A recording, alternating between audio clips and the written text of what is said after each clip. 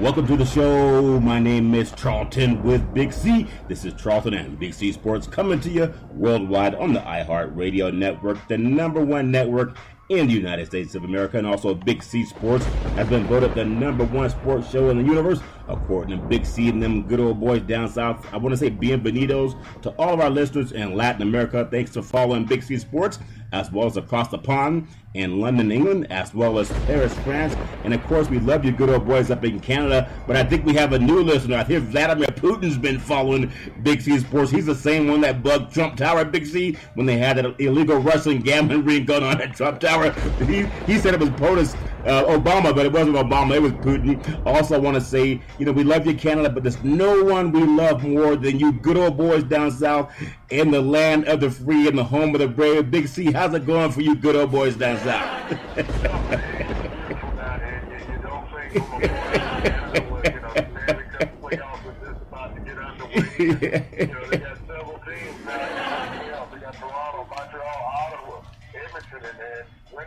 Edmonton and Calgary and Vancouver. So, people in Canada right now very, very happy, with summertime getting ready to roll around and all those teams in the NHL playoffs. Yeah. Maybe somebody will bring the Stanley Cup back to Canada this year. Well, that would be definitely a good thing, but I do want to know up in Canada if they think of everyone in the United States as good old boys. Actually, we're not. I heard a brother by the name of Damon Wayans, and he had Marlon Wayans, and I think he had another brother, Keenan Ivey Wayans, and they were talking about some stuff on a radio program this morning with a guy named Big Boy in the morning, and he talked about them good old boys down south and also in the White House. I said, we're the only show that talks about them good old boys, but the Wayans are following up too. Are they finding good old boys in their contracts too? Big C, your thoughts?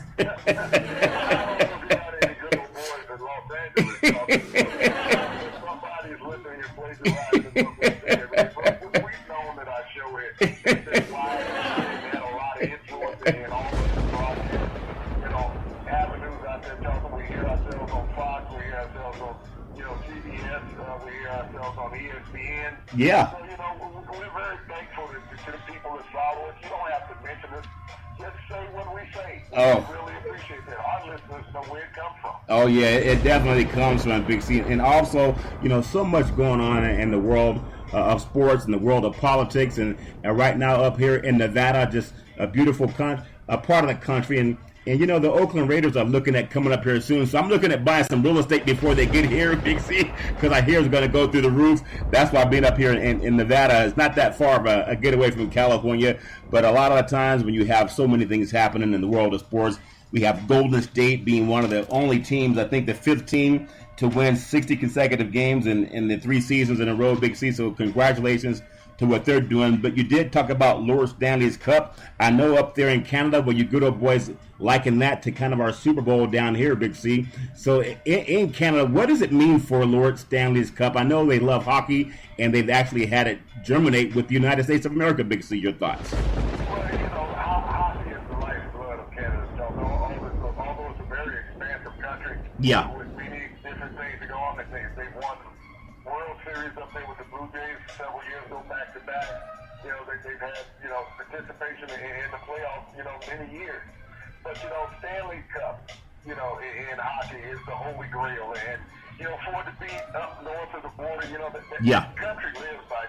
When we're here in the States, a team is supported by a city or a state. Yeah. Canada supports all the hockey teams. When one team is in, it's almost like it's a Masters. If there's no Canadian team in the Stanley Cup Finals, the ratings are down 50%. Yeah. So, it would mean so much. I mean, I think the road to the Stanley Cup goes through Chicago once again, though this year, Charlton. Man. But Edmonton and Calgary are very strong. Unfortunately, they're going to have to face each other in the playoffs. Montreal, when you think about the Holland Rounds out there in Quebec with Montreal, they used to play in the Forum, and now they have a new Molson Center that they play in Montreal. But some of the great players that played, Guy Lafleur, one of the greatest Canadians of all time. We know Wayne Gretzky. Oh, yeah. Yeah. And you think about these players that have been staples in hockey lore. And that's what Canada represents. I mean, yes, it's a game that's played here in the United States, but it's the heart and soul soul of the Canadian people, the Stanley Cup. Yeah, and when you look at the standings in the Eastern Division, you have Montreal, you have Ottawa, Toronto, and Boston. They're all in the playoffs. And then you have in the Metropolitan Division, they have Washington, Pittsburgh, Columbus, and the New York Rangers. In the Western Conference, they have Chicago, Minnesota, St. Louis, and Nashville. And in the Pacific Division, Anaheim, Edmonton, San Jose, and Calgary, all part of chasing the Lord Stanley's Cup. So it's a great sport. Anyone who ever thought that hockey was a sport that really did not take a lot of athleticism, Big C, they would be very mistaken. You have to be very athletic to roll around on blades and swing and trying to get the puck at the same time. Your thoughts, Big C? Well, you think about it, Chuck, Jonathan, the hockey players have grown just like any other athlete, any other sport. The biggest player in the NHL is 6'9". And it's not uncommon now to see players that look like linebackers out there on the ice. Yeah. But hockey players, Jonathan, really are the greatest athletes of all team sport athletes. Here in the U.S., we're so spoiled with basketball players. Yeah. But when you speak about what you said, you got grown men with knives taped to their shoes. Yeah. Running around on ice. And all the pirouetting and all the maneuvering that you see in basketball. But you think about how difficult it is for a player in the NBA or even college basketball to maneuver on the floor. This is what hockey players often do on ice. Yeah. And what's great, and and the biggest thing, like when they get in the fight, yeah. you're being able to maintain your skates. I don't know if it's funny. Your skates, yeah. When you look, we don't really get to appreciate the game when you sit there and watch it on television. Yeah. Unless you've been to an arena live, you really can't appreciate the speed of the game. But that's the most fascinating thing. Is the speed of being moved up and down the ice, Charlton, and make changes of direction, and being able to control this little hard puck with this stick. Yeah. Sight unseen. We see baseball players trying to hit a baseball, and on average they hit it less than 30% of the time. Yeah. So you think about a hockey player moving down the ice at about 15 miles an hour and being able to control it, and then strike that puck with the stick, just like a baseball player. But with accuracy, and not only that, directed where he wants to go, Charlton. Yeah. That's pure athleticism and coordination. And that's what the NHL players possess, Charlton. Well above all other team athletes, basketball, football, and baseball. Well, that's a very good point, Big C. I also want to say this segment is sponsored by your Northern California Cadillac dealers, home of the all-new Cadillac Escalade, the standard of the world. And when you go by and test drive yours, tell them Charlton and Big C sent you. Today is a beautiful April the 10th, 2017. And so much going on in the world of sports. We just talked about the great sport up in Canada. We know the CFL starts up at the summertime as well, Canadian Football League. But now here, down south, them good old boys in the Masters, they call it a tradition like no other. But I think it's mostly living on his laurels. And as much as, was it Billy Payne came out and said that Tiger Woods had some issues with dating different women. I heard some broadcasters, and I won't say their name because it's the same thing we talked about the last week, Big C, but I heard it this week. Some of these broadcasters that I heard on radio, people who were around covering it, from major networks like ESPN, they were seeing how many good-looking women were down there around the Masters. Now, most of these people are attended by maybe their spouse or their girlfriends, but most spouses and girlfriends don't just hang out trying to get attention from people. And that's that same thing we talked about that Tiger Woods was scrutinized for, mainly having too much sex and making too much money, Big C. And unfortunately, he got ridiculed for that. But just as you and I talked about it last week, what I hear on the ESPN radio this morning, some good old boys saying how good looking the groupies were down in Augusta, Georgia, I guess about an hour or two drive from Atlanta, and they talked about the same thing we brought up. How come Payne didn't get on them good old boys? He just jumped on Tiger Woods. I still want to bring that up, Big C. Your thoughts?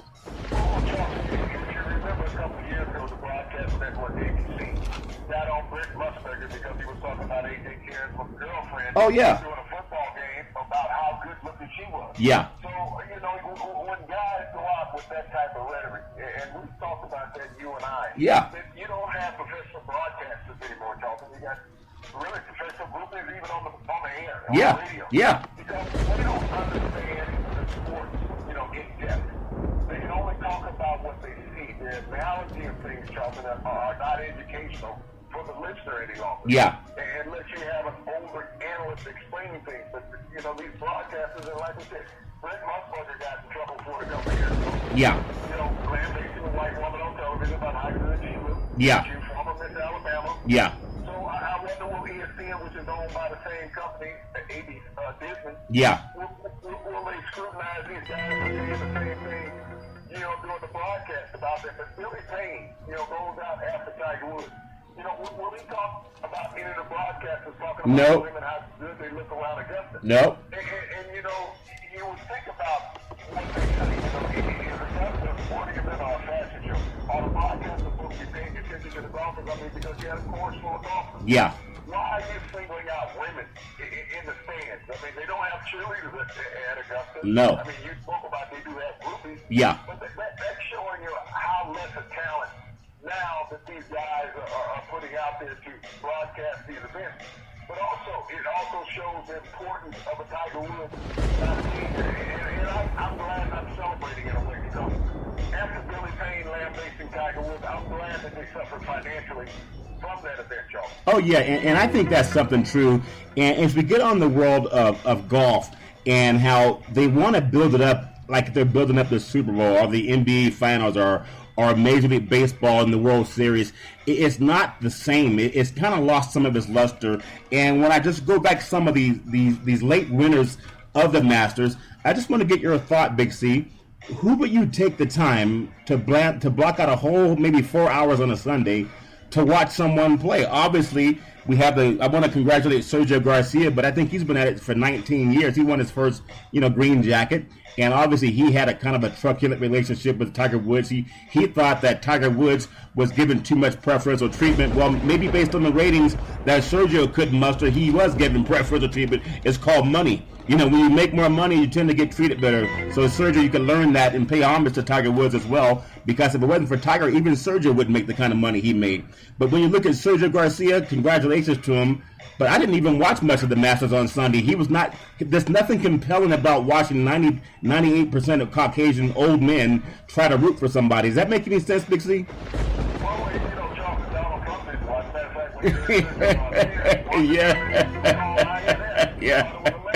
Yeah, he got yeah. That's funny. When you look at golf, yeah. And who's the leader out there? I mean, George Speed won it a couple years ago, don't he? Yeah. He's choked in the last 2 years. Yeah. And everybody thought he was going to be the new face of golf. Yeah.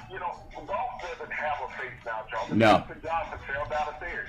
Was he drunk or what? Who knows? How do you fall down the stairs before the biggest tournament of the year, Big C? Yeah. That is Moonshine State. No. Tiger made Phil Mickelson. That was actually a rivalry. Yeah. Yeah. And when you look at the first 2-day leaders, I mean, none of those guys were on the back nine. No, they wilted. Everybody fell apart. They made runs in the first 2 rounds.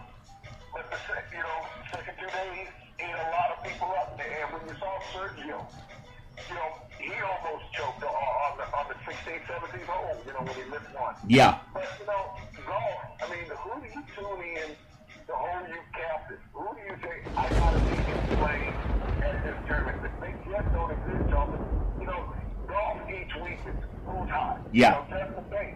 We didn't hear anything about Justin Day during the tournament. Yeah, Jason Day, yeah. And so, when we look at golf, and the only thing, I don't know why he's upset, because golf, over the years, has been a white man's sport. Yeah. Okay? Yeah. Now, the black guy is not there to create galleries. Yeah. He's the...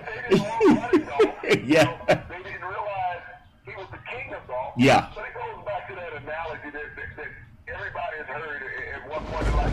You don't fish in water until the well runs dry, okay? Yeah, well, hold on.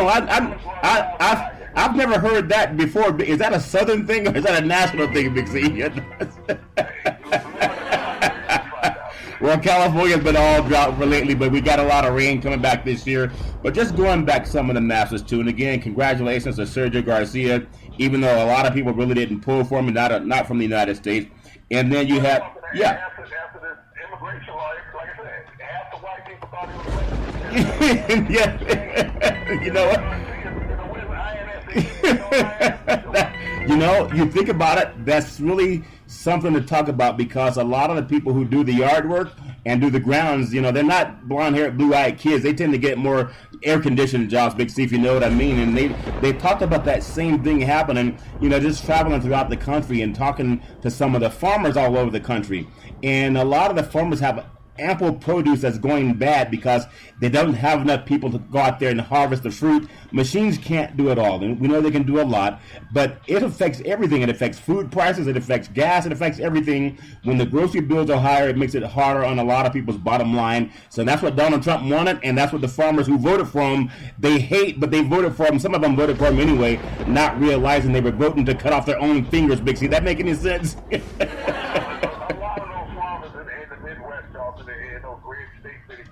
Yeah. You know, they kept forgetting who was out there working in their field. Yeah. They weren't getting the kids from down the street at the high school.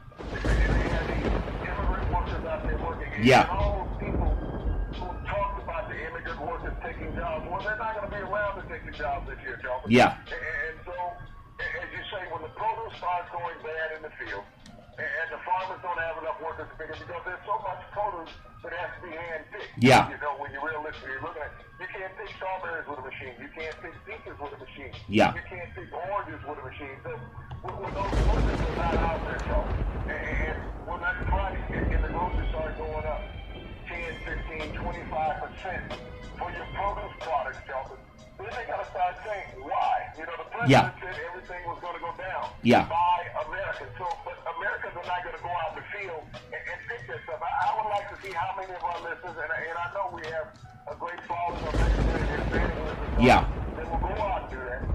But how many workers are going to go out there, Americans, born here in America, to say, hey, I was standing in line to go out and pick lettuce. You know, I'm here to go cut grapes. I'm here to pick strawberries out there at 110-degree heat. Oh, yeah. Who's going to do that? And that. I don't see that line of, you know, they might stand in the line at the unemployment office. Yeah. They're not going to stand in line in the produce field. Well, Big C, that makes a lot of point because when you look at the world of anything, mostly athletes have to be in the best shape of their lives for the most part if you're going to compete. If you're not going to be in the best shape of your life, you're going to fall by the wayside. That's what I thought happened to Phil Mickelson. I'm not saying he's like John Daly, but Tiger Woods, I remember him taking so much flack for being athletic looking. There were even people saying, well, you know, Tiger's kind of bulked up now. He kind of looks like Barry Bonds, if you know what I mean. You heard that comment. And now there's so many out-of-shape golfers walking up and down the links. I'm not making fun of anyone who's out there competing, but there was something about Tiger that he looked like a football player because he took care of his body. And people try to say there's something going on with Tiger and maybe taking something he shouldn't. And I'm seeing some of these good old boys that wilter down the stretch. Maybe they need to start exercising like Tiger was exercising, Big C. Your thoughts on that? When you go back and do this golf, it's been a pot-belly white guy club. Yeah. That's what golf has been. Pot-belly white guy club. You remember John Daly, Greg Sadler. I mean, big obese guys, technically. Yeah. I stood next to Tiger Charlton on several occasions. Yeah. Tiger Woods at best is 6 feet tall, okay? Yeah. On a good day, weighing 187 to 192 pounds. Tiger's not a big man. Yeah. He looks stealthy. He's in great shape. And because he's in shape, Yeah. he revolutionized what golf has been by working out. Staying in shape, caring about his body, knowing that his body was his office. Yeah. And his work. And by being affiliated with so many other top flight athletes, golf, you know, with Tiger, made him popular with other African American athletes, all athletes, regardless of the race. Everybody wanted to be around Tiger. So Tiger picked up a lot of their habits, Charlton. Yeah. Working out. When you're hanging out with basketball players, they work out. You're hanging out with football players, they work out. So Tiger, you know, they probably tease Tiger all the time. Yeah. Yeah. Being too big. Hey. I heard Charles Barkley almost ate Tiger. That's why Tiger started lifting weights, Big C, hanging out with Charles and Michael Jordan. But, you know, be that as it may, obviously, you know, it's a great game if you like it. But I think golf is going to have to do something. Okay, this is going to go back to what happened when Branch Rickey wanted to integrate Major League Baseball. He tried to destroy the Negro Leagues to get some of the top talent. Well, he did destroy the Negro League stuff, but just to get the black talent. People, he integrated destroy the league so he can make his league better. Yeah, to make his league better. And it worked because Major League Baseball is a hot sport. Also, it took some of those fans that were going to Negro League games to watch some of the top players. Took all of them. Yeah. For all of them. That's what it was all about the money. Yeah. Larry Trickey was an American icon. Yeah. Larry Trickey was a damn thief. Yeah. That's what he was. He was. He stole the fans from the Negro League for the well-being of the major league. You know, if I can get another 10 to 12,000, 15,000 fans over the next 5 to 10 years Yeah. from this league in my stadium, how much more money will I make? I can hire a dozen black guys, but if I can get that many fans per game, and I'm only paying them $3,000 to $5,000 a year, Yeah. but every game I'm making that off those black fans that come in, yes, they can play in the major Yeah, league. and it works that way. So the question for golf, and the same thing happened. We talked about Major League Baseball. Same thing happened in NBA basketball. It also happened in NFL football, and especially down in the good old boy South where you work, Rixie. It happened at university like Alabama. You heard it was Paul Bear Bryant when they lost that game to USC. And he said, "I got to get me some of them." So if the world of golf is saying we're okay with losing 11% on the TV ratings, that means these sponsors are not getting their money's worth. They're going to have to find a way on a minor league level to get more integration in golf. And maybe they want to keep it segregated and white, but all that means you're going to lose more money because the world is more integrated now.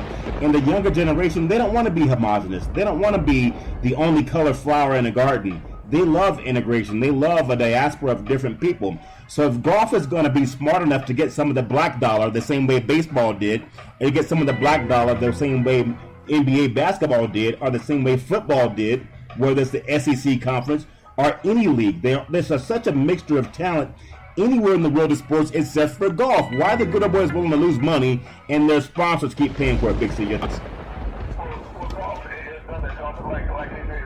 Golf is a tradition like no other. It's always been white exclusive until Tiger came along and dominated. But I'll tell you something that's parallel in golf right now. It is baseball. Yeah.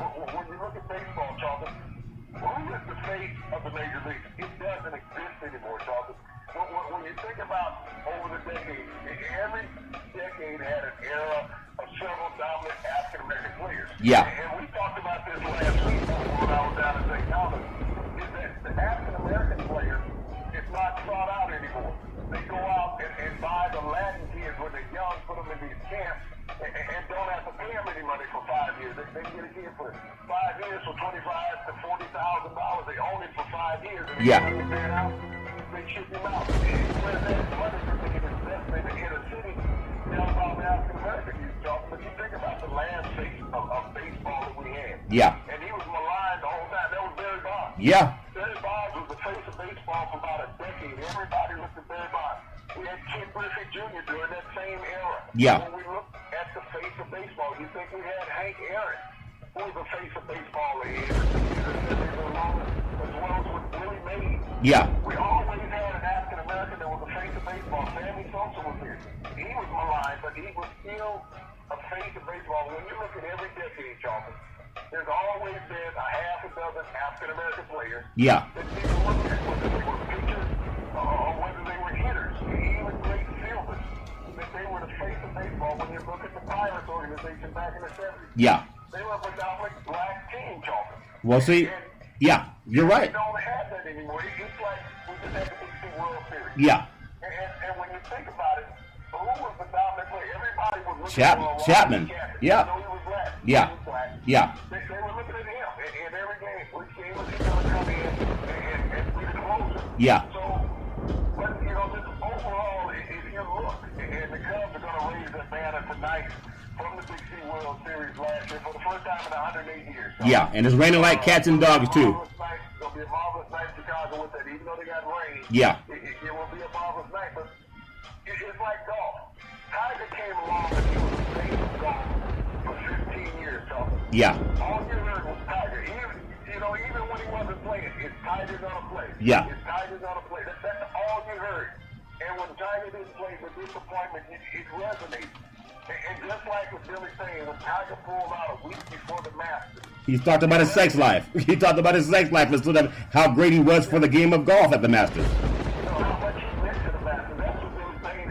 This classless individual should have been saying. Yeah. Billy Payne wanted to go into Tiger's personal life because he's classless and he was jealous of what Tiger was able to get more than what he was. Yeah. You know, instead of talking about Yeah. How great he's been for television. How he's improved his court. How he made them change the court. Yeah. Tiger did all that for the Masters. He did all that for the golf. And see, When Tiger decides, I don't want to play anymore, now you're blaming Tiger for your ineptitude. yeah, you know what's funny about, well, not even funny about it, it's kind of sad in a sense how Brent Musburger, just by making a comment that some woman was good looking, and maybe he ogled a little bit too long for a young woman, but at least they admonished him for whatever reason they should have admonished him. You know, maybe they should have, maybe they should not have. But none of these same networks admonished Billy Payne for going into a man's private sex life when we have the Masters coming up. He didn't talk about any of the sex life of those white guys out there golfing. Not one of them. And all of them have mistresses. Let's just be honest. 99% of them do. Think about this. That's the guy who was drunk and trailed down the stairs, okay? Yeah. He's not married. He's living with his girlfriend and having a child out of wedlock. Yeah. So what do you call that? You know, if it was Tiger Woods living with a woman, having a child out of wedlock. Yeah. Think about how much scandal would be behind it. He is Dustin Johnson, who went into this season the world's #1 ranked golfer, an unmarried golfer, Yeah. living with his girlfriend, having children out of wedlock, and before that, all you heard Wait, hold on. Let me just clear this up. Are you saying that some of those white golfers do the same thing that Tiger Woods was doing, Big C? No, he's doing more than Tiger Woods, Jonathan. You know, this is the thing that we've heard over the years. That people say, you know, black athletes don't get married. You know, they're having children Yeah. you know, out of wedlock. Okay, we got white athletes doing that. Yeah. Dustin Johnson, the world's #1 golfer, living with his girlfriend, has an illegitimate child. No one is saying anything about that. That it's an illegitimate child. But so does Bill? You know, it's with prestige if you're white and you have a child out of wedlock. So does- If you're a black athlete, it's an illegitimate child. So did Billy Payne notice when he got into Tiger Woods' sex life that he had a #1 golfer in the world who's a white boy? They said nothing about his sex life, Big C. Your thoughts? Said nothing about, you know, Dustin Johnson having an illegitimate child. Nothing, Jonathan. So that's racially, you know, driven. And The white yeah, golfer can have illegitimate children, okay? yeah. But the black athlete can't go out and have an illicit affair that was private, you know, and it's public till he decides. No, they all do the same thing, and that's why I thought it was that kind of the social lynching. If they could still sneak it in there somehow, should have celebrated the last guy to win 4, you know, golf Masters championships. And he's 14 majors. That's what should have been talked about, not who he was dating and how he let people down. Billy Payne let people down. I still look for the reporter out there to go into Billy Payne's background and find how many mistresses he had that are out there. They'll probably pay him some money if they come out and tell it. So hopefully some of you good old girls dating that good old boy will have a chance to come out, make a little bit extra money. But Big C, I want to go back to another golfer. Oh, they did make extra money off of Billy Payne.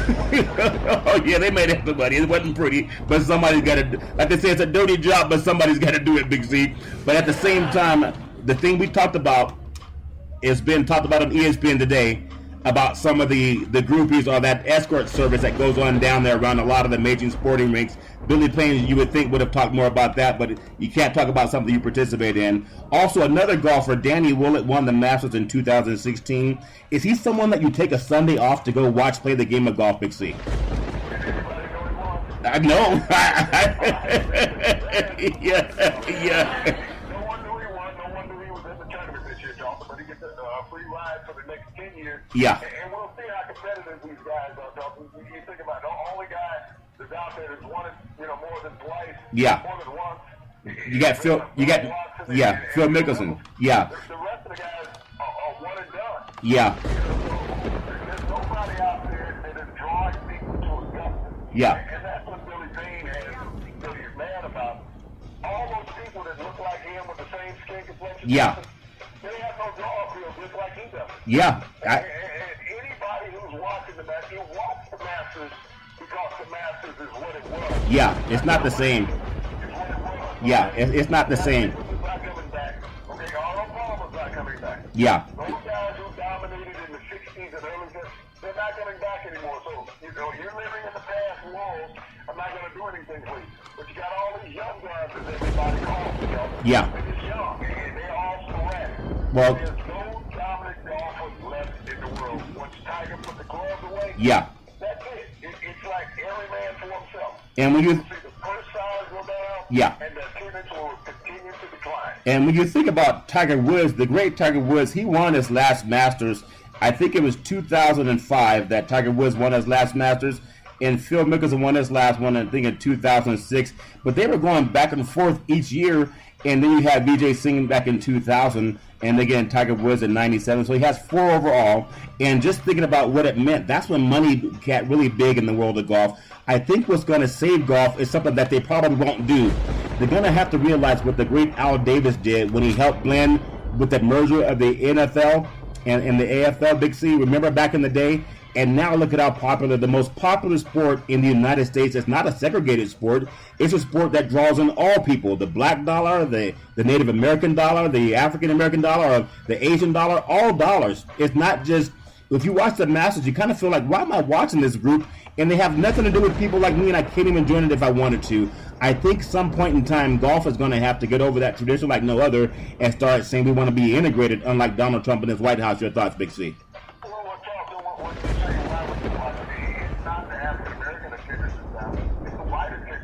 Yeah. You know, it's like with Obamacare. You know, all these senators and congressmen thought that blacks were on the insurance until they showed up back in their district. Yeah. And found out that 80% of the people who had signed up for Obamacare were white. Yeah. And they're like, you're not getting rid of our insurance. You're Now they want it. That's. And so that's what has happened with golf. Until golf becomes more integrated, Charlton. Yeah. Just like with tennis, when you watch tennis attendance is not really there because you don't know who's playing unless you're a tennis fan. Yeah. All right? As an American, when you turn it on, you're more interested in the women's side than you are the men's side because you have Federer, that's it. And once Federer's out, you know, and he's not going to constantly beat Djokovic and a few others. Yeah. But the Williams sisters, they hold people captive, Charlton. Yeah. They hold the world captive because they're absolutely, and everybody either root for them or you root against them. Yeah. That's it with the Williams sisters. Well, it was a. Yeah. Yeah. And the same thing happened too, Big C, when you had Tiger and Phil. They were kind of that. You know, who's going to, it was kind of like Larry Bird and Magic Johnson. Even though people don't want to say this, they had pejoratively Caucasians would root for Mickelson and African Americans and other people of color would root for Tiger. Not everybody, but that's pejoratively how they build it. Even though those subtle innuendos about who's rooting for who. I do want to say that sports is a billion-dollar industry, and boys and girls sports is the foundation to this billion-dollar industry. If you need insurance for athletes or events, you got to go to Ben and Mark Insurance through Big C Sports on the iHeart Radio Network. Let them know that Charlton and Big C sent you. We can cover pro athletes, collegiate athletes, your high school athletes, even your mom and pop soccer leagues. And if you're looking for something, make sure you go on the iHeart Radio Network every Monday through Friday at 5 o'clock p.m. Pacific Standard Time worldwide on the iHeart Radio Network. Big C, as we transition a little bit away from golf and the world of baseball, we know that baseball is a very popular sport. You know, it's something that people really get into in the spring and also in the fall when we start having the chase for the playoffs. But right now in the American League, we're looking at Baltimore. They're 4-1 in the East, and Tampa Bay, they're 5-2. Over in the Central, you have Minnesota 5-1, Detroit 3-2. Out here in the West Coast, you have the Los Angeles 5-2. Houston is 4-3 in the National League. Miami's 3-2, followed by Philadelphia 3-3 in the Central. Cincinnati is at 4-2. Chicago is 4-2 in the Hen. They're opening up at Wrigley Field tonight in defense of their World Series championship. First time in 108 years. And then out west, I thought the San Francisco Giants would get off to a fast start, but right now they're at the bottom of the pool. They have their opening game tonight at AT&T Park. But you have Arizona at 6-1 and Colorado at 5-2 in the NL West. Your thoughts on who you're looking forward to that actually makes you want to go to the TV set when the team is on, Big C, outside of Chicago? Your thoughts? Well, everybody wants to see what Chicago's doing, Charlton. Because of what occurred last year, and I expect Cleveland. Yeah. To be back in the running from where they were last year. They were a team that, was an outstanding team to make it to the World Series and push it to 7 games. But I'm also interested in what Boston's doing, Charlton. Yeah. Boston is rebuilding without Big Poppy. So they got to find the bat to take over him. Man, one of the greatest leaders ever for a player over 40 years of age, Charlton. Yeah. In Major League history. Yeah, that's true. Also, the Yankees always, you got to have the Yankees in Major League Baseball. They're just a must-see team. Yeah. Aroldis Chapman went back to them in the bullpen. But the Yankees, Now, I mean, Major League Baseball needs it. They're like the Dallas Cowboys and Oakland Raiders. Yeah. Make that the Las Vegas Raiders, Big C. I'm going to buy a lot down here in Vegas. It's the Las Vegas Raiders now, okay? The Raiders. When they're significant, Charlton, Yeah. Football is much better. Yeah. And that's what it is with the Yankees. The Yankees are Major League Baseball. When you look at the East Coast, West Coast, there's a lot of teams in the middle of country, Charlton, that play baseball. Yeah. But on the radar, they're insignificant unless you're in that local area. Yeah. But, when the Yankees were solid and the Mets have been a much improved team over the past couple of years, that's where they stayed there in free agency. Yeah. And got a big contract. He delivered last year, and he delivered this year. But, the Giants, you need that West Coast influence. You got Baumgartner there, you got Kershaw. Kershaw, yeah. Yeah. The Dodgers, took the Cubs to the brinks last year. Yeah. Now, if the Dodgers are strong, you got a great team because Kershaw can throw against anybody. Oh, yeah. But Major League Baseball needs the Yankees. The Cubs did something that they hadn't done in forever. Yeah. By making the Midwest prominent other than just the Cardinals in baseball, Joe. Yeah, it's definitely something we're all looking forward to. And so hopefully everybody in Chicago, even with the rain, Harry Carey, hopefully they'll have a tribute to Harry Carey because even just having his voice there celebrating what the Cubs did in Major League Baseball, great for the city of Chicago and everybody who loves the Cubs. Also, we talked about the Masters. If they're going to get the ratings back up, they're going to have to find a way to get more color. Just like your rose garden, you don't want all the flowers having one color. Most people buy when they have a potpourri of colors out there. Maybe the Masters will figure that out the same way Major League Baseball, the NBA, and also NFL football figured it out, as well as college football and basketball figured it out, Big C. So no matter where you are in the world, you can always follow Big C Sports on the iHeartRadio network. Big C, your thoughts. What are you looking forward to mostly coming up this week, Big C? Your thoughts?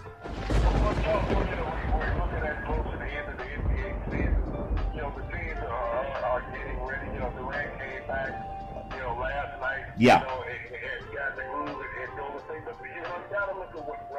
Oh, I love Russell Westbrook. He's my MVP. Westbrook had his 42nd triple-double of the season, Charlton, last night. It's a tremendous outing, and also hit a game-winning shot that was about 35 feet out. Oh yeah, I saw that. I thought it was Steph Curry for a while. Go ahead. That's an outstanding performance, Charlton, and I believe that solidified him as the MVP because people look at James. Cleveland would be a decent team without him. Look at Houston. They would still be in the playoffs without James Harden. Yeah. But without Michael Westbrook in Oklahoma City, they would be equal to Philadelphia or New Jersey, Johnson. Yeah. As a team, because there's nothing else. Yeah, Russell's going to get it this year. He's missed a game all season, Johnson. He's gone out and played 79 games this year. Yeah. And in every one of those games, Charlton, he has performed. To average a triple-double for the season over 79 games. It's an outstanding performance, averaging over 31 points a game. So when you think about the heart and soul of an MVP, it's Russell. That's been Michael Westbrook. Yeah. He has dominated the NBA this year and hands down. I mean, yes, there's MVPs all throughout the league. There's 5 guys that's worthy. But there's one guy that's even more. Russell Westbrook is my man. Yeah, I give it to Westbrook definitely. And as you can always give it to Russell Westbrook, you can also follow Big C Sports every Monday through Friday at 5 o'clock p.m. Pacific Standard Time, worldwide on the iHeartRadio network, the #1 network in the United States of America. And as we always tell you, there's never any room for domestic violence. You should never put your hands on a woman. If anyone does, just call 911 so she doesn't have to go through that garbage all on her own. As we always tell you on every program, we thank you, we appreciate you, and we hope that you have a super fantastic day.